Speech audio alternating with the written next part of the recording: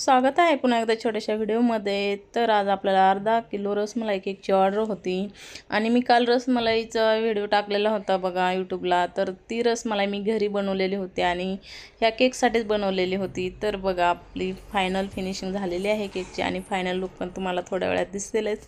तर ज्यांना कुणाला ऑर्डर द्यायची असेल तर स्क्रीनवर दिलेल्या नंबरवरती नक्की ऑर्डर करा आणि व्हिडिओ आवडला तर व्हिडिओला लाईक करा, चॅनलला सबस्क्राईब करा आणि व्हिडिओ शेअर करा। तर बघा आपण घरी रसमलाई केलेली रसमलाईपासून केक जो बनवतो त्याची टेस्ट खूपच छान लागते आणि कस्टमरला पण खूप आवडते।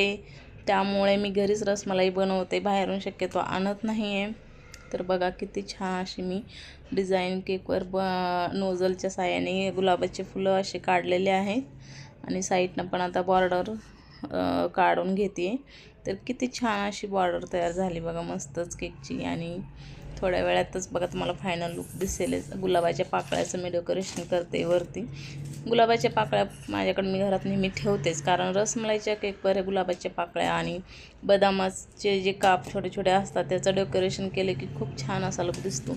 चला तर पुढच्या व्हिडिओमध्ये भेटू, बाय।